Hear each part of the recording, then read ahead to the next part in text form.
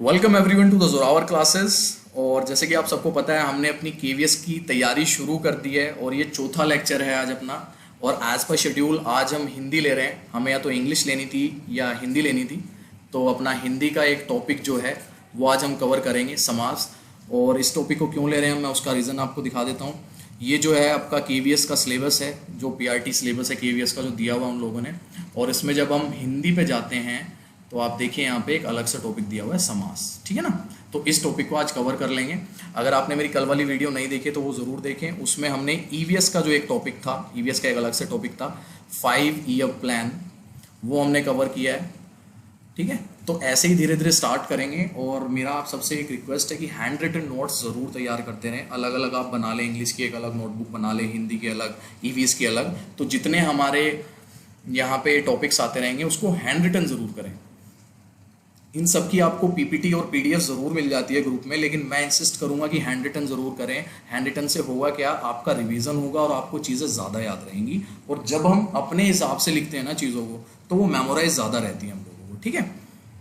तो ये चीज़ ज़रूर करनी है। Okay, let's come to the point. समास। अच्छा, सबसे पहले मैं उन भाई बहनों से बात करूंगा जो अभी फर्स्ट टाइम जुड़े हैं, तो वो 8638008832 पे मुझे व्हाट्सएप कर सकते हैं योर नेम। अगर आप हमारे व्हाट्सएप चैनल से जुड़ना चाहते हैं, व्हाट्सएप ग्रुप से जुड़ना चाहते हैं, आप अपना नाम, अपनी पोस्ट पीआरटी है या टीजीटी है वो, और आपका मीडियम हिंदी है या इंग्लिश मीडियम है, ठीक है। ये तीनों चीज़ें आप जो हैं इस नंबर पे मेरे को व्हाट्सअप कर सकते हैं। और फॉर टेलीग्राम चैनल, आप नीचे डिस्क्रिप्शन में लिंक दिया हुआ है टेलीग्राम चैनल का, केवीएस प्रिपरेशन के नाम से, आप उस पर चले जाएं, उसको ज्वाइन कर लें। और उसको ज्वाइन ज़रूर करें। उसका रीज़न ये है कि वहाँ पे जो है टाइम टू टाइम पोल्स होते रहते हैं, पोल होते रहेंगे आगे भी, रिगार्डिंग की तैयारी कैसी चल रही है, आगे क्या करना है हमें, मतलब उसमें पोलिंग हो जाती है तो पता लग जाता है कितने लोग जुड़ रहे हैं, किनका क्या है, येस है, नो है, जैसे भी है। और उसमें जो है क्विज़ भी स्टार्ट करेंगे हम थोड़े टाइम बाद। क्विज़ के क्वेश्चंस आएंगे उसमें, तो डेली के रूटीन में 5 या 6 क्वेश्चंस मैं डालने शुरू करूँगा उसमें थोड़े टाइम में। तो टेलीग्राम चैनल को भी आपको नीचे जाके ज़रूर ज्वाइन करना है, डिस्क्रिप्शन से में उसका लिंक है, उसको जरूर ज्वाइन कर लें। चलिए टाइम खराब नहीं करते हैं, अपना जो है समास का टॉपिक आज लेते हैं। समास का टॉपिक लेंगे आज हम। लास्ट में हमारे 25 जो हैं क्वेश्चन होंगे इसमें। 25 आज इसलिए लिए हैं मैंने क्योंकि बहुत छोटे छोटे क्वेश्चन होते हैं समास के और जल्दी जल्दी हो जाएंगे। मैक्सिमम आपको आज 10 सेकंड मिलेगी, क्वेश्चन जल्दी जल्दी करने हैं, आंसर उसके जल्दी जल्दी देने हैं, ठीक है। लास्ट में वही रहेगा आपका 25 में से जो स्कोर है आप वो बताएंगे। चलिए आज का टॉपिक जो है वो स्टार्ट करते हैं। समास। समास होता क्या है, देखिए समास जो है दो शब्दों सम और आस से मिलकर बना है। सम का मतलब है संक्षिप्त, यानी कि बहुत ही कम चीज करके, कोई भी छोटा चीज करके उसको। और आस का मतलब होता है कथन या शब्द, ठीक है। इन दोनों के मेल से मिलकर बना है हमारा समास, ठीक है। जिसका अर्थ है संक्षिप्त कथन या संक्षिप्त शब्द। मतलब कि अगर मैं कहूं कि यहाँ पे 1 2 3 4 वर्ड लिखे हैं, चारों वर्ड को प्लस करके अगर मैं एक वर्ड बना दूं यहाँ पे, तो इसको हम समास कहते हैं। ये सिर्फ एक जनरल मैं आपको ऐसी परसेप्शन बता रहा हूँ कि एक्चुअली समास होता क्या है। छोटा चीज कर देना किसी को भी, उसे हम समास कहते हैं। समास प्रक्रिया में शब्दों का संक्षिप्तीकरण किया जाता है। मतलब बताया ना मैंने कि 4 शब्द है तो 4 शब्दों को 1 बना दिया या 2 बना दिया, मतलब उन्हें छोटा कर दिया। ये हमारा समास होता है, संक्षिप्तीकरण होता है, ठीक है। ये चीज क्लियर होगी जी। अब समास पे आते हैं। समास 2 अथवा 2 से अधिक शब्दों से मिलकर बने हुए नए सार्थक शब्द को समास कहते हैं। सिंपल सी, बहुत ही सिंपल सी परिभाषा है, सिंपल सी डेफिनेशन है कि 2 या 2 से अधिक शब्द जब मिल जाते हैं और एक नया वर्ड, वो एक नया शब्द बना देते हैं, क्रिएट करते हैं, उसको हम समास कहते हैं। उदाहरण के लिए रसोई घर है, एक वर्ड है, लेकिन रसोई के लिए घर, अब देखो यहाँ 4 आ गए, 1 2 3 4। अब चारों को मिला के हमने जब रसोई घर बोल दिया तो ये समास हो गया। जैसे नीले रंग की गाय, यहाँ भी 4 है लेकिन हमने नील गाय बोल दी, तो हमें पता लग गया कि अगर मैं कह रहा हूँ कि नील गाय, तो हमें पता है नीले रंग की गाय को नील गाय कहते हैं। ये समास हो गया जी, सिंपल, क्लियर। अब नोट एक चीज है, नोट पढ़ लें। समास के नियमों से निर्मित शब्द सामसिक शब्द कहलाते हैं। इसे हम समस्त पद भी कहते हैं। तो ये जनरल नॉलेज के लिए है कि अगर एक एग्जाम में ऐसा कोई क्वेश्चन आ जाता है कि सामसिक शब्द कौन से होते हैं तो वो समास होते हैं, या समस्त शब्द पद कौन से होते हैं तो वो समास होते हैं, इसलिए मैंने आपको बताया है। चलिए नेक्स्ट पे चलते हैं अपना। यस, समास के भेद। समास कितने प्रकार के होते हैं वो देख लेते हैं। समास 6 प्रकार के होते हैं, ये ध्यान रखना है हमें। अव्ययी भाव, तत्पुरुष, कर्मधारय, द्विगु, द्वंद्व और बहुब्रीहि। ये द्विगु और द्वंद्व लिखा थोड़ा अलग तरह से जाता है, यहाँ पे जब मैं टाइप कर रहा था तो वो आ नहीं पा रहा था, ठीक है। ये हमारे 6 टाइप के हमारे समास होते हैं। उसके बाद पदों की प्रधानता के आधार पर इनका वर्गीकरण किया गया है, ठीक है ना। एक होता है आपका पूर्व पद, एक होता है आपका उत्तर पद। पूर्व पद होता है पहले वाला, उत्तर पद होता है बाद वाला, ठीक है ना। कोई भी चीज जो, जैसे अगर मैं आपको कर्मधारय में ही एक चीज समझाने करूं तो कर्म जो है वो पूर्व पद है, धार्य जो है उत्तर पद है। तो जो पहले वाला होता है वो हमारा पूर्व पद होता है, जो बाद वाला होता है हमारा वो उत्तर पद होता है। तो पूर्व पर प्रधान अव्ययी भाव समाज में पूर्व पद जो है वो प्रधान होता है, इस चीज को ध्यान रखना है। जो पहले वाला होता है वो मेन होता है अव्ययी भाव समाज में। अब आते हैं उत्तर पद। उत्तर पद आपका तत्पुरुष में प्रधान होता है, कर्मधारय में प्रधान होता है और द्विगु में प्रधान होता है, ये चीज ध्यान रखनी है। अब क्वेश्चन आता है कि दोनों पद प्रधान किस में होते हैं? वो होते हैं जी द्वंद्व में। दोनों पद प्रधान किस में होते हैं? द्वंद्व में। इनको हम पढ़ेंगे आगे कि ये होते क्या है, 6 टाइप के जो आपके प्रकार 6 प्रकार के समास है उनको आगे भी पढ़ेंगे। और जिसमें दोनों पद ही अप्रधान नहीं होते हैं, दोनों पद अप्रधान होते हैं, वो होता है बाहुबरी। क्यों? क्योंकि इसमें कोई तीसरा अर्थ प्रधान होता है, कोई तीसरा ही मतलब निकलता है, दो शब्दों को मिला के तीसरा ही मतलब आता है, तो वो प्रधान कहलाता है। ये चीज ध्यान रखनी है, बहुत इंपॉर्टेंट क्वेश्चन है, आता है एग्जाम में कि पूर्व पद किस में प्रधान होता है, विभाव में उत्तर पद किस में होता है, तत्पुरुष में, और मेन इसमें जो है तत्पुरुष आंसर होगा इसका, ठीक है। फिर कर्मधारय में भी होता है, द्विगु में भी होता है। फिर दोनों पद प्रधान किस में होते हैं? द्वंद्व में होते हैं। और दोनों पद अप्रधान किस में होते हैं? बाहुबरी में होते हैं। ये चीज क्लियर होगी जी। चलो आगे चलते हैं, लेट्स मूव। अपना सबसे पहला जो हमारा अव्ययीभाव है उसको लेते हैं। अव्ययीभाव, अव्ययीभाव समास क्या होता है? जिस समास का पहला पद, मैंने अभी बताया था, पूर्व पद पहला पद प्रधान हो उसे अव्ययीभाव समास कहते हैं। जैसे पहचान इसकी क्या रहेगी? इसकी जो अव्ययीभाव समास है उसकी पहचान क्या रहेगी कि जो पहला पद है वो अनु होगा, आ होगा, प्रति होगा, भर होगा, यथा होगा, यावत होगा, हर होगा, आदि और भी बहुत चीजें होंगी। पर ये जो चीजें मैंने अभी बताई हैं ये मेन है। इनमें अगर उनके सामने अनु, आ, प्रति, भर, यथा, यावत, हर ये लगा हुआ है, उनका पहला पद, पूर्व पद, इनमें से कोई है तो वो आपका अव्ययीभाव समास होगा, ठीक है।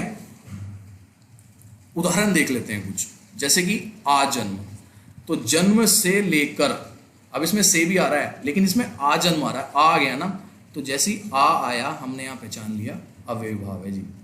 अगला है यथामति, मति के अनुसार, यथा आ गया, यथा भी बताया था ना मैंने, ये रहा आपका यथा आ गया, ठीक है, तो ये अव्ययीभाव हो गया। प्रतिदिन, प्रति आ गया। अब ये दिन दिन जो है इसके बीच में ना आप देख रहे हो ये भी लगा हुआ है, तो ये आगे आप जाएंगे फिर कंफ्यूज होंगे, तो इसीलिए ध्यान रखना है जब प्रतिदिन आ गया, जहां पर प्रति आ गया, जहां पर प्रति आ गया वो क्या कहलाएगा? वो अव्ययीभाव समास कहलाएगा। यथा फिर से आ गया, पहले भी आया था, तो ये चीजें ध्यान रखनी है जो मैंने आपको बताई है। जो यहाँ पे पहले आएंगी ये अव्ययीभाव समास कहलाएंगी। अनजाने, बिना जाने वाले में अन आ गया, अन बताया था मैंने आपको, ठीक है ना, अनु, अन। अब जो है घर घर, अब घर घर तो आ गया यहाँ पे। अब सर यहाँ तो जो है अपना घर घर तो कहीं भी लिखा हुआ, लेकिन घर घर बनता क्या है? प्रति एक घर, तो प्रति फिर आ गया, ठीक है ना, प्रति यहाँ पे आ गया, ये आ गया आपका प्रति, इसलिए घर घर जो है वो आपका अव्ययीभाव समास कहलाएगा। घर और घर तो नहीं होता, घर घर ही होता है, तो घर घर को क्या होता है? प्रति एक घर, तो यानी कि प्रति आ गया, अव्ययीभाव समास आ गया, ठीक है। निसंदेह आ गया, निसंदेह का बताया मैंने आपको, ठीक है। फिर प्रत्यक्ष आ गया, आंखों के सामने। हाथों, एक इसमें जो है आपका अपवाद रहेगा, हाथों हाथ, ठीक है ना। अब हाथों हाथ में तो सर ये जो आपने बताए थे हमें पूर्व पर प्रधान होता है, इसमें तो दोनों ही हैं, ठीक है ना, इसमें कैसे समझे? तो कुछ अपवाद होते हैं कुछ समास में, तो हाथों हाथ जो है आपका अव्ययीभाव समास कहलाएगा, इसको ध्यान रखना है, ठीक है जी। ये चीज क्लियर हुई? सबसे ज्यादा फोकस हमें इस पर रखना है, अनु, आ, प्रति, भर, यथा, यावत, हर, इन चीजों पर रखना है। और आप थोड़ा सा और इसको एक्सप्लोर करेंगे तो आपको एक दो चीज और इससे पता लग जाएगी। वैसे जितनी चीज मैंने बताई है इससे बाहर आपको जाने की जरूरत नहीं है। और नोट आप रखेंगे कि अव्ययीभाव समास में जो उपसर्ग होता है, अव्ययीभाव समास में हमेशा उपसर्ग होता है। उपसर्ग क्या होते हैं? आ, यथा, प्रति, यथा, अन, प्रति, नी, निसंदेह। संदेह तो एक पूरा, संदेह जो है एक वर्ड है ना, लेकिन निसंदेह, फिर प्रति, तो ये मैंने बता ही दिया, हाथों हाथ जो है एक अपवाद है इसमें। तो अव्ययीभाव समास में उपसर्ग होते हैं, ये चीज आपको ध्यान रखनी है, ठीक है। चलो जी, पहला जो अपना खत्म हो गया। अब आता है हमारा तत्पुरुष समास। तत्पुरुष समास जो है थोड़ा सा बड़ा है, इसको ध्यान रखना है, इसको ध्यान से सीखना है। इसके 6 प्रकार भी है, 6 भेद भी हैं, वो भी देखेंगे, उसके बारे में सबके बारे में बात करेंगे। अब देख लेते हैं तत्पुरुष समास क्या होता है। जिस समास में बाद का अथवा उत्तर पद प्रधान हो, ध्यान रखना है, उत्तर पद प्रधान हो तथा दोनों पदों के बीच का कारक चिन्ह लुप्त हो जाए उसे तत्पुरुष समास कहते हैं। जैसे राजा का कुमार, राजकुमार कहते हैं, तो राजकुमार अगर होगा तो वो तत्पुरुष समास होगा। तो ये जो बीच का कारक चिन्ह है, ये जो कारक चिन्ह है का, के, से, पर, के लिए, ये सारे जो कारक हैं हमारे, अगर आपने पढ़े हुए हैं कारक पहले से तो आपको पता होगा ये सब कारक होते हैं। तो ये जो कारक चिन्ह है ये लुप्त हो जाते हैं, ठीक है। और जो पहला यानी कि जो उत्तर पद होता है, उत्तर पद जो बाद वाला होता है वो इसका प्रधान, मतलब इसमें उत्तर पद जो है प्रधान होता है तत्पुरुष समास में, ठीक है। तो राजा का कुमार राजकुमार बन गया। धर्म का ग्रंथ, तो ये भी यहां से का चला गया, हट गया, धर्म ग्रंथ बन गया। रचना को करने वाला चला गया, रचनाकार हो गया। तो ये चीज क्लियर हुई आपको, ठीक है। नोट देख लो क्या है, तत्पुरुष समास में कारक चिन्हों का प्रयोग होता है। कारक चिन्ह कौन से होते हैं, आपको 6 तरह के कारक होते हैं वो यहाँ पे बता दिए। तत्पुरुष समास के भेद जो हैं वो 6 तरह के होते हैं। कर्म तत्पुरुष समाज, करण तत्पुरुष समाज, संप्रदान तत्पुरुष समाज, अपादान तत्पुरुष समाज, संबंध तत्पुरुष समाज और अधिकरण तत्पुरुष समाज। और इनको अब मैं 6 के 6 को आपके सामने समझाऊंगा तो आपको तत्पुरुष समाज बहुत अच्छे क्लियर हो जाएगा। एक चीज ध्यान रखनी है, तत्पुरुष समाज में सबसे इंपॉर्टेंट जो है कि उत्तर पद जो है वो प्रधान होता है, ये चीज आपको याद रखनी है तत्पुरुष समाज में। और जो दोनों पदों के बीच का जो कारक चिन्ह है वो लुप्त हो जाता है और उसके बाद एक शब्द एक समास बनता है। जैसे कि राजा का कुमार का एग्जाम्पल मैंने दिया आपको, राजकुमार। और तत्पुरुष समाज में कारक चिन्हों का प्रयोग होता है। जितने भी हमारे का, पे, के लिए जितने भी हमारे कारक होते हैं जो हम आगे पढ़ेंगे। चलो जी अगला चलते हैं। यस, ये आ गया आपका पहला कर्म तत्पुरुष समाज, ठीक है। यह समास को चिन्ह के लोप से बना है। जैसे ग्रामगत, ग्राम को गया हुआ। यश प्राप्त, यश को प्राप्त। तो ये जो को आ रहा है ना बीच में, जितने भी कर्म तत्पुरुष समास जो है वो को रिप्रेजेंट करता है, ठीक है ना। अगर आपने कारक पढ़े हैं तो आपको बहुत अच्छे से समझ आ रहा होगा। फिर है स्वर्गत, स्वर्ग को गया हुआ। ग्रंथकार, ग्रंथ को लिखने वाला। माखन चोर, माखन को चुराने वाला। तो ये को देखिए आप हर जगह आ रहा है और जहां ये को आ जाएगा वो आपका कर्म तत्पुरुष समास होगा। सम्मान प्राप्त, सम्मान को प्राप्त, ठीक है। तो अब ये चीज देख लो ध्यान से एक बार कि ऊपर दिए गए उदाहरण में जैसे कि आप देख सकते हैं यहां सभी शब्दों में उत्तर पद मैं बता चुका हूं आपको, बाद वाला उत्तर पद प्रधान है एवं पूर्व पद गौण है। गौण मतलब छोटा, कम, जिसपे कम फोकस किया गया हो। जब इनका समास किया जाता है तो इनके बीच में को योजक जो को है, ये जितने भी इनमें को जो है वो लोप हो जाता है, लुप्त हो जाता है। तो ये उदाहरण हमारे कर्म तत्पुरुष समास के होंगे। पहला क्लियर हो गया जी, जहां पे को आता है बीच में तत्पुरुष समास होता है। अब आते हैं दूसरे पे जो करण तत्पुरुष है। इसमें से या के द्वारा बीच में आएगा। जैसे करुणा से, करुणा से पूर्ण, करुणा पूर्ण हो गया, करुणा से पूर्ण। या शोकाकुल, शोक से आकुल, से आ गया फिर से। या भूखमरा, भूख से मरा, से आ गया फिर से। रस भरा, रस से भरा, से आ गया। तो ये सारे क्या हैं, ये तत्पुरुष समास है। और अगर तत्पुरुष समास में भी आपसे ये पूछ लिया जाए कि तत्पुरुष का कौन सा समास है, कर्म तत्पुरुष समास है या करण है, तो आप बताएंगे करण है, क्योंकि इसमें से या के द्वारा आ रहा है, ठीक है। ये चीज क्लियर होगी जी। चलो नेक्स्ट पे चलते हैं। यस, थर्ड वन इज संप्रदान तत्पुरुष समास, जिसमें के लिए आता है बीच में। इससे पहले वाले में करण में से या के द्वारा था, इसमें आ गया के लिए।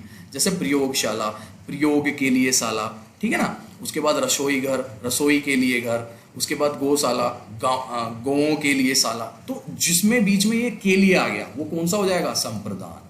अपादान क्या होता है, अपादान होता है से, जिसमें से आ जाता है। जैसे नेत्रहीन, नेत्र से हीन। पाप मुक्त, पाप से मुक्त। रोग मुक्त, रोग से मुक्त। तो से बीच में आ गया ये आपका, ठीक है। ये नीचे वही दिया हुआ है कि जो उदाहरण में जैसा कि आप देख सकते हैं कि यहाँ सभी शब्दों में उत्तर पद प्रधान है एवं पूर्व पद गौण है। और जब इनका समास किया जाता है तो इनके बीच से योजक चिन्ह लुप्त हो जाता है। तो ठीक है, इसमें जैसे अपदान में से लुप्त हो जाता है, संप्रदान में आपका के लिए लुप्त हो जाता है, तो करण में आपका के हो जाता है। तो ये चीज मैंने आपको बताई है। नेक्स्ट चलते हैं। हाँ जी, नेक्स्ट, यस, फिफ्थ वन, पांचवा है हमारा संबंध तत्पुरुष समास। संबंध में का, के, की ये आ जाते हैं। जैसे राष्ट्रीय गौरव, राष्ट्र का गौरव। जलधारा, जल की धारा। भारत रत्न, भारत का रत्न। सेनापति, सेना का पति। राज दरबार, राजा का दरबार, तो ये क्या हो गया, संबंध तत्पुरुष समास हो गए। और ये सारे तत्पुरुष समास हैं। अगर इनमें से जितने भी एग्जांपल मैं आपको दे रहा हूं ना, अगर इनमें सिर्फ सिंपल ये क्वेश्चन आता है कि ये तत्पुरुष समास है, अव्ययभाव है, द्वंद्व है, द्विगु है, तो ये सारे तत्पुरुष समास होंगे। लेकिन अगर तत्पुरुष में ही क्वेश्चन पूछ लिया जाए, जो कि बहुत कम पूछा जाता है, तो तब आपको देना है। लेकिन आपको इससे तत्पुरुष समास तो बहुत अच्छे से क्लियर हो जाएगा, जो मैं आपके सामने भी ले रहा हूँ। तो वही है, का, के, की जो है वो लुप्त हो जाते हैं इसमें से, और उसके बाद ये एक जो है समास बनाते हैं, जैसे राष्ट्रीय गौरव, तो ये तत्पुरुष समास में आता है। 6th है हमारा लास्ट वन, अधिकरण। अधिकरण होता है में या पर। जिसने, मैं कह रहा हूँ, जिसने बहुत अच्छे से कारक पढ़े हुए हैं उनको तो ये चीज़ बहुत ईजिली समझ आ रही होगी। जैसे गृह प्रवेश, गृह में प्रवेश, ठीक है ना। आप बीती, आप पर बीती। जलज, जल में जन्मा। तो जिसमें में या पर आ रहा है, और जब ये लुप्त हो जाएंगे, इनको एक जो है एक समास बना लेंगे, तो ये अधिकरण तत्पुरुष समास कहलाएंगे। में और पर वाले अधिकरण होते हैं, के का की वाले जो है संबंध होते हैं, और ये सारे तत्पुरुष समास कहलाते हैं। इस चीज को ध्यान में रखना है, ठीक है। उसके बाद आपका जहाँ पे से हो जाता है वो अपादान होते हैं, के लिए वाले संप्रदान होते हैं, और फिर आपके आते हैं कर्म जो होते हैं वो को करके होते हैं, जिसमें को लुप्त हो जाता है, और करण में से और के द्वारा लुप्त हो जाते हैं। ठीक है जी, ये चीज़ आई थिंक अच्छे से क्लियर हो गई होगी आपको। नेक्स्ट पे चलते हैं। नेक्स्ट है हमारा कर्मधारय समाज। यस, कर्मधारय समाज। एग्जाम्पल्स भी बहुत सारे लिए हुए हैं मैंने, ठीक है। टाइम ज़्यादा ना लगे इसलिए मैं थोड़ा तेज चलता हूँ, और इसकी पीडीएफ बाद में आपको मिली जाती है। पीडीएफ पे मैं बहुत फोकस करता हूँ कि अगर आप बाद में भी इसको पढ़ रहे हैं ना खुद अपने आप, तो भी आपको चीज़ बहुत अच्छे से क्लियर हो जाएगी, और एग्जाम्पल्स मैंने बहुत अच्छे से दिए हुए, ठीक है।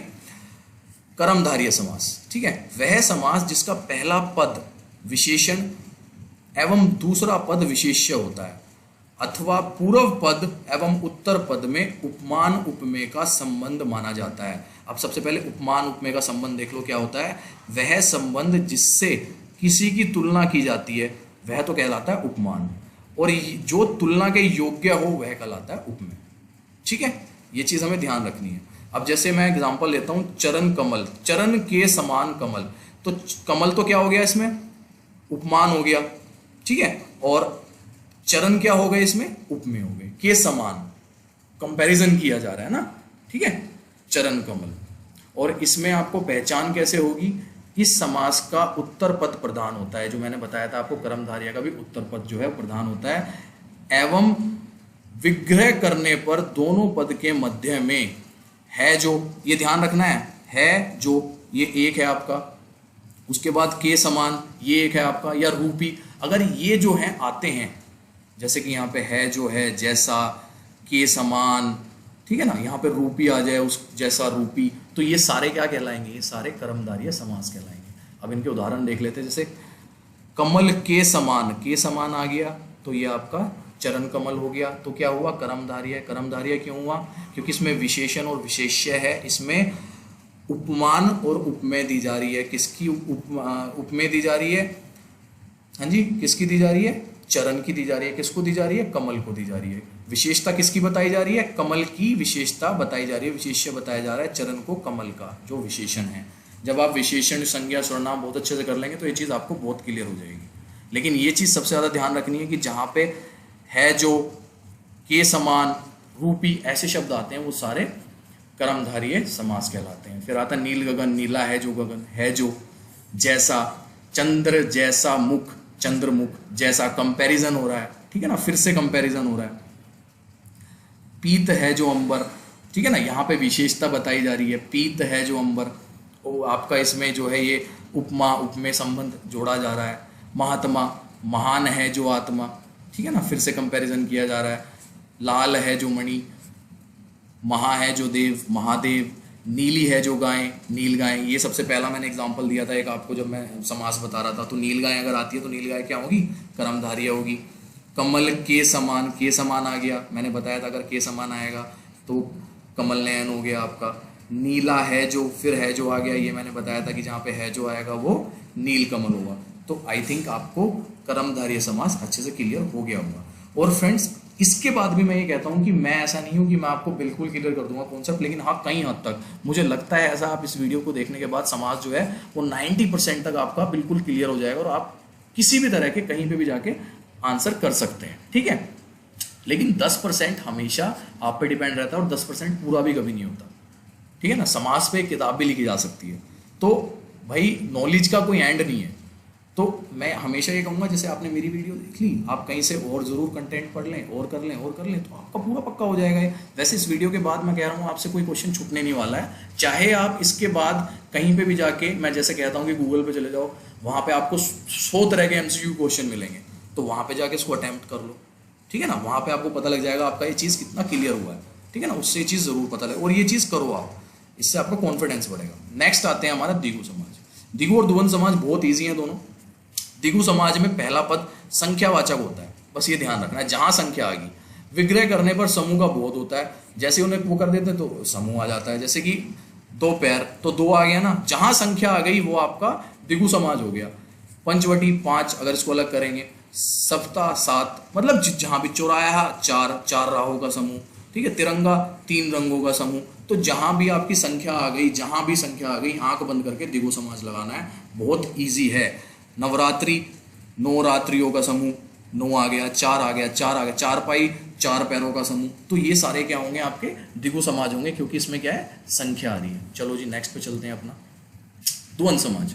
द्वंद्व समाज और द्विगु समाज सबसे इजी है। इसमें द्वंद्व समाज में बता देता हूं, जिस समस्त पद के दोनों पद प्रधान हो, ये चीज मैंने आपको पहले बताई थी कि इसमें दोनों पद प्रधान होते हैं, सबसे पहले पेज पे बताई थी। और विग्रह करने पर और, अलग करने पर और, अथवा, या एवं लगता हो, वो जो है आपके द्वंद्व समास कहलाते हैं। पहचान, दोनों पदों के बीच योजक चिन्ह का प्रयोग भी होता है। जैसे दिन और रात हम लिखते हैं ना, यहाँ दिन लिखेंगे, फिर ऐसे करेंगे, फिर रात लिखेंगे, तो ये क्या हो जाएगा आपका द्वंद्व समास हो जाएगा, दिन और रात। और इसका मतलब हमें और में ही कन्वर्ट होता है। जो हमारा ये योजक चिन्ह होता है ना यहाँ पे, इसका मतलब हमारा और ही होता है। ठीक है, तो अब देख लेते हैं, एग्जाम्पल देखेंगे, आपको क्लियर हो जाएगा। अनजल, ये योजक चिन्ह आ गया यहाँ पे, अन और जल। अगर या तो और आ जाए, या ये योजक चिन्ह आ जाए, या अथवा आ जाए, या आ जाए, या एवं आ जाए, ये सारे किसके एग्जाम्पल्स हैं, ये सारे द्वंद्व समाज के एग्जाम्पल्स हैं। तो जिसमें और आ गया, एवं आ गया, अथवा आ गया, या आपका ये चिन्ह आ गया, ये वाला योजक चिन्ह, तो ये सारे क्या होंगे, ये सारे आपके द्वंद्व समाज होंगे। इसके एग्जाम्पल्स फटाफट देख लेते हैं। अंजल, अन और जल, अपना प्यारा, अपना और प्यारा, राजरंग, राजा और रंग, देश विदेश, देश और विदेश, रात दिन, रात और दिन, भला बुरा, भला और बुरा, छोटा बड़ा, छोटा और बड़ा, पाप पुण्य, पाप और पुण्य, रुपया पैसा, रुपया और पैसा। और गौरी शंकर, देखो यहाँ पे आप कहेंगे यहाँ पे तो सर जो है आपका ये चिन्ह नहीं है, यहाँ पे गौरी शंकर तो एक साथ लिखा हुआ है। तो गौरी शंकर, गौरी और शंकर भी होता है। ठीक है, और गौरी शंकर को ना बहुव्रीहि समास भी हो सकता है, क्योंकि गौरी शंकर एक किसी तीसरी आदमी की तरफ भी इशारा कर रहा है। ठीक है, चलते हैं नेक्स्ट, लास्ट जो है अपना उसको लेते हैं, जो कि है हमारा बहुव्रीहि समास। यस, ये वाला बहुव्रीहि समास। अब बहुव्रीहि समास क्या होता है, इस समास में कोई भी पद प्रधान नहीं होता, ये चीज मैंने आपको सबसे पहले बताई थी। और विग्रह करने पर एक नया शब्द निकलता है, जो बहुव्रीहि समास कहलाता है। और बहुव्रीहि समास के अंतर्गत शब्द का विग्रह करने पर एक नया शब्द बनता है, यह नया नाम सामने आता है। एक नया नाम सामने आता है जिसको हम, जो उसका पद प्रधान होता है, वो जो तीसरा वर्ड आता है वही उसका पद प्रधान होता है। इसमें दोनों जो आपके पूर्व पद और उत्तर पद है, वो दोनों इसमें प्रधान नहीं होते हैं। एक तीसरा ही शब्द जो बन के आता है वो आपका प्रधान होता है। अब सुन लो, बहुव्रीहि हमेशा वो होते हैं जिसको तीसरा बोला जाता है। जैसे मैं एक शब्द बोलता हूँ गजानन, अब हमें पता है गज से आने वाला, ये तो हो गया इसका समास, और जब इसका संधि विच्छेद कर रहे हैं हम, ठीक है।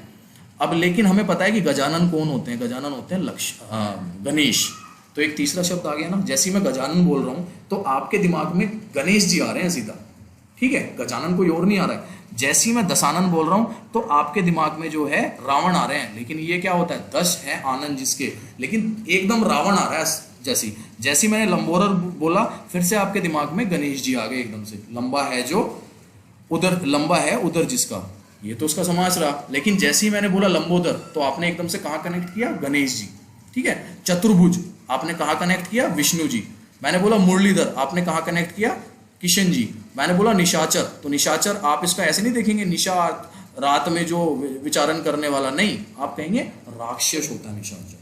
तो जैसे ही हमारे पास कोई ऐसा वर्ड आता है जो कि तीसरे एक नया ही शब्द सामने लेके आता है, उसको हम बहुब्रीहि समास कहते हैं। बहुत ईजी है, इसको ध्यान रखना है। ठीक है जी, 6 के 6 जो है आपके क्लियर हो गए। एक आता है, अब लास्ट वाला बता देता हूँ, नए समाज। इसको कहते हैं हम नए, इंग्लिश में अगर मैं बताऊँ तो इसकी प्रोनाउंसिएशन होगी नए समाज, NAY। ठीक है, नए समाज समास। अब इसको जरूर देख लो क्योंकि ये पढ़ाता कोई नहीं और इससे कई बार एक आधा क्वेश्चन फंस जाता है और वो हो जाता है हमारा गलत। तो भैया जिस समास के पूर्व पद यानी कि पूर्व पद पहले वाला में निषेध सूचक या नकारात्मक शब्द हो, जैसे ए, अण, आपका फिर न, ना, गैर आदि ऐसे शब्द लगे हों, वो सारे क्या होते हैं आपके नए समास होते हैं। जैसे कि उदाहरण के तौर पे बताया हुआ है, अधर्म, ना धर्म करने वाला। ठीक है, अनिष्ट, नाइष्ट, अनावश्यक, नावश्यक, नापसंद, जो नापसंद हो, गैर वाजिब, नावाजिब हो। तो जिसमें जो है आपके नेगेटिव वर्ड्स, नकारात्मक जिससे आ रहा है निकल के, वो सारे कौन से होते हैं आपके, वो सारे होते हैं नए समास। ठीक है, जैसे अगोचर हो गया, नगोचर, अचल हो गया, नचल, अजन्मा, न जन्मा, अनपढ़ जो है आपका इसका उदाहरण है, अन्याय इसका उदाहरण है, अपवित्र इसका उदाहरण है। अगर तो ये वाले कोई भी समास आते हैं तो उसका आंसर क्या होगा, नए समास उसका आंसर होगा। ठीक है जी, और इनके ना थोड़े से और एग्जांपल पढ़ लेना, ये ज्यादा नहीं है, ये बहुत ही कम है, ये वर्ड्स बहुत ही कम है नए समास के। कुछ तो मैंने यहाँ पे कितने लिख दिए हैं, 1 2 3 4 5 6 7 8 9 10 11 तो मैंने यही लिख दिए हैं। ये मैक्सिमम मिला के आपके 30 से 40 के बीच में होंगे, तो इनको किसी भी बुक से आप पढ़ सकते हैं। ठीक है ना, हो गया जी, आपका कंप्लीट हो गया अपना, ये अच्छे से समझ आ गया। स्टार्ट करें अब अपना। हाँ, अब हमारे 25 क्वेश्चन है, ये स्टार्ट हो रहे हैं आपके। ठीक है, तैयार हो जाओ सभी, उसके बाद हम स्टार्ट करेंगे आपका आज का अपना सेशन जो है अपना ये वाला। हाँ जी, रेडी, ओके, लेट्स स्टार्ट। वही वाला काम है अपना कि पहले का A है, पहले का B है, पहले का C है या पहले का D है, आपको ये बताना है। ठीक है, लेट्स स्टार्ट देन। आपका टाइम शुरू होता है अब। पहला क्वेश्चन, पहले क्वेश्चन का आंसर आप बताएं। हाँ जी, 2 अथवा 2 से अधिक शब्दों से मिलकर बने हुए नए सार्थक शब्द को क्या कहते हैं। सबसे पहली चीज, सबसे पहली लाइन यही बताई थी। आई थिंक सबका आंसर आ गया होगा। इसको संधि कहते हैं, समास कहते हैं, अव्यय कहते हैं या छंद कहते हैं। हाँ जी, पहले का आंसर है आपका समास। समास पढ़ रहे हैं तो समास ही आंसर होगा, लेकिन फिर भी आपको ये पता होना चाहिए कि 2 अथवा 2 से अधिक शब्दों से मिलकर बने हुए नए सार्थक शब्द को हम समास कहते हैं। ये चीज मैंने सबसे पहली वाली बताई थी। तो पहले का आंसर हो गया जी B। अब चलते हैं हम सेकंड क्वेश्चन पे अपने। सेकंड क्वेश्चन आता है, समास का शाब्दिक अर्थ क्या होता है। आपका टाइम शुरू होता है अब। संक्षेप, विस्तार, विग्रह या विच्छेद। जल्दी से बताओ सेकंड का आंसर क्या होगा, फटाफट बताइए भी ये चीज भी जल्दी से बताएंगे, फटाफट फास्ट। हाँ जी, सेकंड का आंसर होगा आपका, ओ ये क्या लगा दिया मैंने, A। सेकंड का आंसर होगा संक्षेप। बहुत अच्छे से बताया था, पहले पेज पे बताया था। ठीक है ना, संक्षेप इसका आंसर है। समास का शाब्दिक अर्थ जो है वो संक्षेप होता है, यानी कि 2 का आंसर हो गया अपना A। ठीक है जी, चलो थर्ड पे चलते हैं अपना। हाँ जी, थर्ड जल्दी जल्दी से करेंगे अब, क्योंकि टाइम फिर खराब ही होता है। जल्दी जल्दी। निम्नांकित में से कौन सा पद अव्ययभाव समास है। ग्रहगत, आचार कुशल, प्रतिदिन, कुमारी। पढ़ते ही आपका आंसर आ जाना चाहिए कि जैसे ही यहाँ पे अव्ययभाव आया और आपके पास 4 ऑप्शन है, पढ़ते ही आप आंसर कर दो तीसरे का फटाफट। तीसरे का A है, B है, C है, D है। जल्दी से बताओ, बहुत अच्छे से क्लियर है ये चीज। Very good, you all are right. The answer is, third का आंसर हो जाएगा आपका C, प्रतिदिन। मैंने आपको बताया था कि जिसके सामने प्रति लग जाए, ठीक है ना, जिसके पूर्व पद में प्रति लग जाए, जिसका पूर्व पद प्रधान माना जाता है, वो हमारा अव्ययभाव समास कहलाता है। Next fourth question. हाँ जी, जिस समास के दोनों पद अप्रधान होते हैं वह कौन सा समास होता है। बताया था, द्वंद्व होता है, द्विगु होता है, तत्पुरुष होता है, बाहुबरी। जल्दी से बताओ, जिसके दोनों पद जो हैं अप्रधान होते हैं और एक तीसरा शब्द निकल के आता है, वो मेन होता है। मैंने अभी बताया था, जस्ट अभी थोड़ी देर पहले इसके बारे में बात की थी हमने। जल्दी से फोर्थ का आंसर आप जल्दी जल्दी फटाफट बताएं। हाँ जी, फटाफट फास्ट, बिल्कुल बढ़िया, वेरी गुड, यस। तो हमारा फोर्थ का आंसर होगा D, बाहुबरी। मैंने आपको बताया था कि जो बाहुबरी होता है उसके दोनों पद जो हैं अप्रधान होते हैं, ठीक है, और एक तीसरा शब्द निकल के आता है जो मेन माना जाता है दोनों पदों को मिला के। क्वेश्चन नंबर 6 पे आते हैं, फटाफट फास्ट आते हैं अपना क्वेश्चन नंबर 6 पे। यस, दशानन में कौन सा समास है, जल्दी से बताएं। तत्पुरुष, कर्मधारय, बाहुव्रीहि या द्विगु, जल्दी फटाफट। दशानन अभी जस्ट ये भी डिस्कस किया था थोड़ी देर पहले। छठे का आंसर बताएं, ए है, बी है, सी है या डी है, जल्दी से बताएंगे सभी। छठे का आंसर, हाँ जी जल्दी लिखना शुरू कर दो। 6 का ए, 6 का बी, 6 का सी, 6 का डी, जो भी आपका आंसर है जल्दी से बता दो। Time is up. 6 का आंसर होगा आपका बाहुव्रीहि, क्योंकि दशानन जो है वो रावण होता है, ठीक है ना। तो दश है जिसके सर, इस तरीके से आप उसको नहीं करते, आप सीधा रावण पे जाते हैं जैसे दशानन नाम आता है, ठीक है ना। तो ये चीज मैंने आपको भी क्लियर की थी। ओके, चौराया शब्द में कौन सा समास है जी, जल्दी बता दो भाई फटाफट। कर्मधारय, द्वंद्व, द्विगु या अव्ययीभाव, जल्दी फटाफट फास्ट, जल्दी बता दे। चौराया, याद करना है हमें एक चीज कि चौराया जो है इसमें चार आगे चार होती है जिसकी राहें, मतलब ठीक है ना।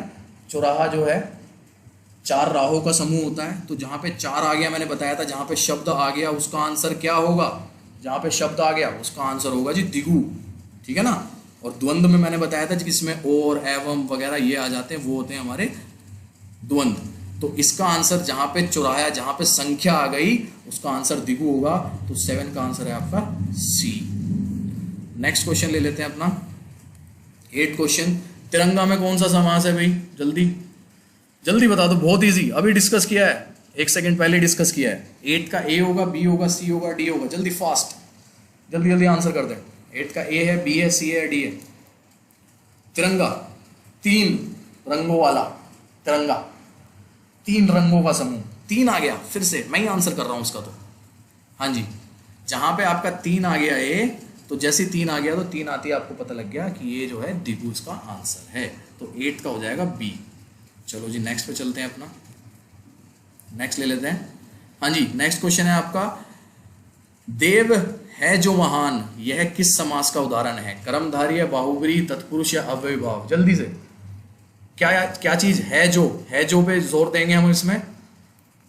मैंने बताया था आपको जिसमें है जो आ जाए वो कौन सा होगा, जल्दी से। है जो कंपैरिजन हो रहा है इसमें, जल्दी आंसर करेंगे।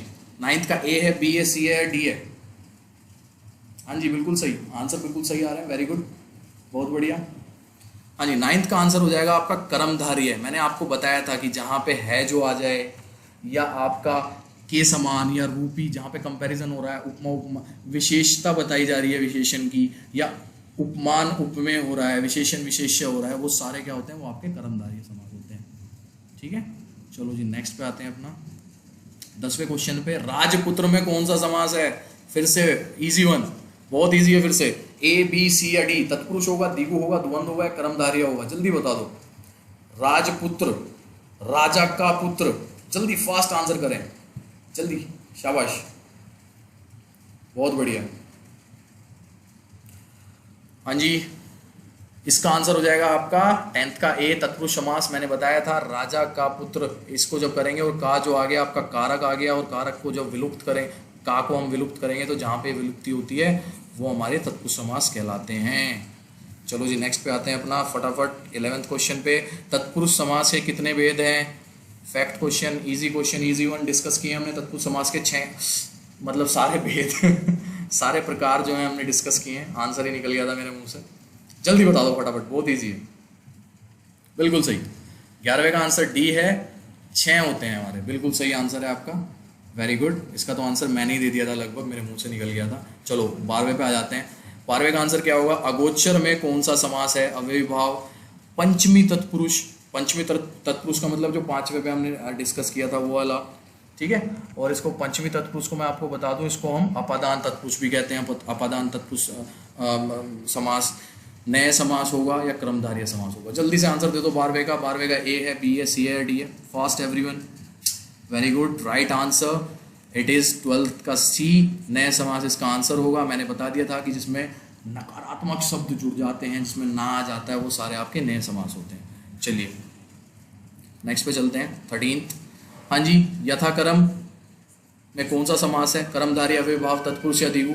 यथा पे यहाँ पे फोकस करेंगे, मैंने बताया था जहाँ पे यथा स्टार्टिंग में आ जाता है वो कौन सा समास होता है। जल्दी से आंसर करें। 13वें का ए है, बी है, सी है, डी है, जल्दी फास्ट, जल्दी जल्दी बताएंगे कि 13th का जो आंसर है वो आपका यथाक्रम का आंसर क्या है? यथाक्रम कौन सा समास है? इसका आंसर कर्मधारय होगा, अव्यय भाव होगा, तत्पुरुष होगा या दिगु होगा। Very good everyone, it's B, अव्यय भाव। मैंने बताया था कि यथा जहाँ पे शुरू में आ जाता है वो सारे कौन से होते हैं?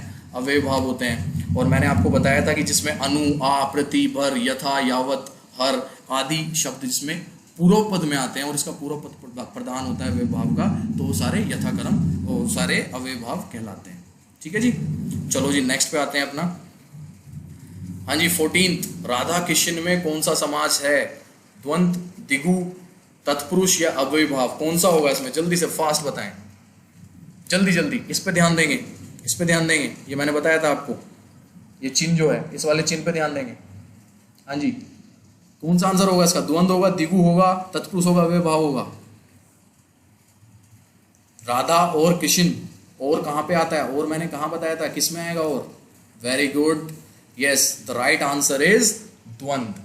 तो जहाँ पे मैंने बताया था आपको कि ये जो योजक चिन्ह है, ये वाला जो योजक चिन्ह है, ये आ जाए या और आ जाए, तो ये क्या कहलाएंगे? ये कहलाएंगे आपके द्वंद समास। ठीक है जी, ये चीज क्लियर होगी अपनी। चलो नेक्स्ट पे आते हैं अपना। चक्रपाणी में कौन सा समास है? चक्रपाणी कौन सा समास होगा? अव्यय भाव, तत्पुरुष, बाहुबली, कर्मधारय? जल्दी से आंसर करें 15th का, जल्दी फास्ट एवरीवन। हाँ जी जल्दी जल्दी आंसर करें। बहुत बढ़िया, वेरी गुड, यस। इसका आंसर क्या होगा? चक्रपाणी एक तीसरे आदमी की तरफ इशारा कर रहा है, यानी कि बाहुबली, बाहुबली इसका आंसर हो जाएगा। चलो जी 16th पे आते हैं, जल्दी जल्दी करते हैं, अब टाइम खराब हो रहा है फिर। जिस समास में उत्तरखंड यानी कि उत्तर पद प्रधान हो, वह समास क्या होता है? उत्तर पद बाद वाला, मैंने बताया था आपको इसका आंसर। ठीक है ना, इनमें से क्या होगा? जल्दी बताएंगे फटाफट। अव्यय भाव, तत्पुरुष, बाहुबली या द्वंद? जल्दी बताएंगे। जिसमें जो है उत्तर पद प्रधान है। 3 बताए थे मैंने आपको, ठीक है, उनमें से एक जो है यहाँ पे लिखा हुआ है, फटाफट बताएंगे। हाँ जी वेरी गुड, राइट, 16th का बी है आपका, मैंने बताया था आपको। तत्पुरुष जो है उसका उत्तर पद जो है बाद वाला जो है वो प्रधान होता है, वो मेन होता है।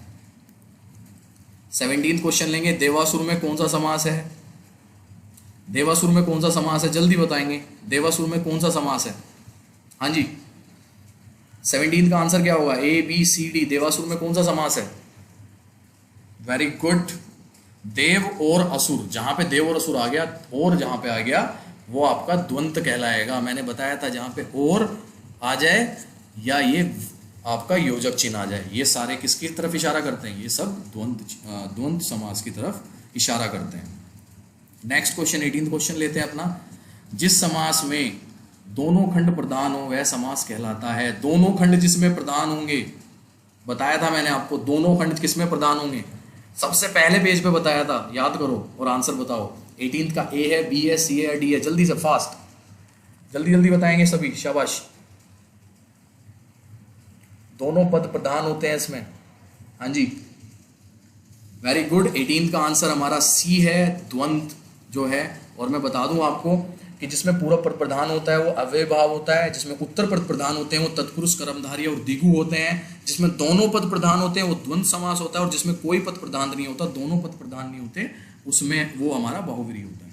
ठीक है जी, ये चीज़ क्लियर होगी। चलो 19th पे आते हैं। घनश्याम में कौन सा समास है? जल्दी से, घनश्याम किसी तीसरे की तरफ इशारा कर रहा है, जल्दी बताएंगे। बहुत ईजी हो चुका होगा अब आपके लिए, सारे आंसर फटाफट आ रहे होंगे आपसे। और इसके बाद मैं आप लोगों को ज़रूर कहूँगा कि एक कोई भी MCQ ज़रूर ट्राई करें ऑनलाइन किसी भी एग्जाम पे समास से, ठीक है ना। समास का कोई भी एक MCQ ज़रूर ट्राई करें और आप देख लेना, आप सारे ऑलमोस्ट सारे क्वेश्चन आप सही कर रहे होंगे इसके बाद। हाँ जी बिल्कुल सही, बाहुव्रीहि है, क्योंकि घनश्याम जी जो है हमारे कृष्णा जी को हम घनश्याम जी कहते हैं, ठीक है ना। तो बाहुव्रीहि एक तीसरे की तरफ इशारा हो रहा है। हाँ जी, प्रधानमंत्री में कौन सा समास है? जल्दी से बताओ। अव्यय भाव, बाहुव्रीहि, तत्पुरुष या द्वंद? ये मैंने आपके साथ डिस्कस नहीं किया, इसीलिए नहीं किया था कि एक आधा क्वेश्चन ऐसा भी छोड़ना चाहिए जो आप लोग खुद करें। जल्दी से बताएंगे फटाफट, फास्ट। क्या लगता है आपको क्या होगा इसका आंसर? 20वें का आंसर ए होगा, बी होगा, सी होगा, डी होगा? अव्यय भाव, बाहुव्रीहि, तत्पुरुष या द्वंद? मैं आपको बता दूं, प्रधानमंत्री जो है हमारे बाहुव्रीहि समास होते हैं। क्यों होते हैं इसका रीजन भी आपको बता देता हूं कि प्रधानमंत्री, मंत्रियों में जो प्रधान होता है उसको प्रधानमंत्री बोला जाता है, ठीक है ना। तो मंत्रियों में जो प्रधान है उसको हम प्रधानमंत्री बोलते हैं, इसलिए प्रधानमंत्री जो हमारा बाहुव्रीहि समास रहता है। ये अपवाद है, इसका याद रखना है। कोई चीज़ें अपवाद होती हैं, आप कहेंगे सर इसे प्रधानमंत्री कह रहे हो और उसे प्रधानमंत्री कह रहे हो, कुछ चीज़ें अपवाद होती हैं। तो प्रधानमंत्री मैंने इसीलिए दिया है कि प्रधानमंत्री में आप लोग कंफ्यूज ना हो जाओ।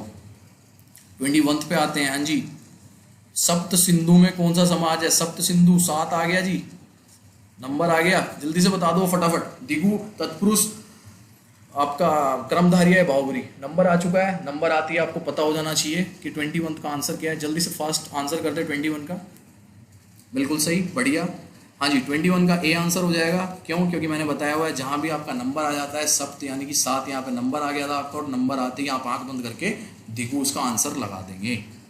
ठीक है, नेक्स्ट क्वेश्चन पे चलते हैं। अनुरूप में कौन सा समास है? जल्दी बताएंगे, जल्दी जल्दी। अनुरूप में कौन सा समास है? अव्यय भाव, दोहन, दिगु, क्रमधारय। जल्दी से बता दो भाई, इजी क्वेश्चन, फिर से इजी, बिल्कुल इजी बॉल है, लप्पे वाली, मतलब फुल टॉस बॉल पड़ती है ना, वही है, तो छक्का मार दो उस पर जल्दी से, शाबाश। हाँ जी, 22 सेकंड का आंसर बिल्कुल सही। 22 सेकंड का आंसर अव्यय भाव होगा। क्यों होगा अव्यय भाव? इसका रीजन मैं आपको बता देता हूँ। मैंने बता दिया था कि पहचान करनी अव्यय भाव समास की क्या रहती है। उनका पहला पद जो है प्रधान होता है, और वो होता है अनु, आ, प्रति, भर, यथा, यावत, हर, और कुछ होते हैं। इसमें अनु आ गया तो अनु आते ही आपका आंसर अव्यय भाव हो जाना चाहिए। ओके, नेक्स्ट पे चलते हैं 23 पे। 23 आ गया आपका प्रतिकूल। प्रतिकूल फिर से प्रति आ गया है, प्रति आती है आपका ऑप्शन 23 का आ जाना चाहिए, एकदम फास्ट आ जाना चाहिए। दिगु, द्वंद, क्रमधारय, अव्यय भाव। जल्दी से बता दो जी 23 का आंसर, जल्दी फटाफट फास्ट जल्दी से दे दें। आज वीडियो थोड़ी लंबी हो गई है क्योंकि मेरा हमेशा कोशिश रहती है कि एक ही वीडियो में वो टॉपिक पूरा कवर हो जाए और उस पर कुछ क्वेश्चंस आ जाए, ताकि आपको कॉन्सेप्ट क्लियर हुआ है नहीं हुआ है ये चीज़ आप लोगों को पता लग जाए। बिल्कुल सही आंसर है 23 का डी होगा। डी क्यों होगा? क्योंकि इसमें प्रति जो है आ गया है स्टार्टिंग में, और मैंने बताया था कि जो पहला पद इनसे स्टार्ट होता है अनु, आ, प्रति, भर, यथा, यावत, हर आदि से, तो वो सारे आपके अव्यय भाव होते हैं। चलो जी 24 पे आते हैं। लंबोदर में कौन सा समास है? लंबोदर किसी और की तरफ इशारा कर रहा है। जब किसी और की तरफ इशारा किया जाता है तो वो कौन सा समास होता है? दिगु, तत्पुरुष, क्रमधारय, बाहुबली। 24 का आंसर दो जी जल्दी, फास्ट, जल्दी से आंसर दे देंगे 24 का, जल्दी से फास्ट। बहुत बढ़िया, वेरी गुड। हाँ जी, बिल्कुल सही, राइट आंसर है बाहुबली, डी होगा। क्यों? क्योंकि लंबोदर जो है गणेश जी को बोला जाता है, बताया था मैंने आपको ये। ठीक है, तो इसका आंसर, लंबोदर का आंसर बाहुबली होगा, क्योंकि तीसरे की तरफ इशारा कर रहा है।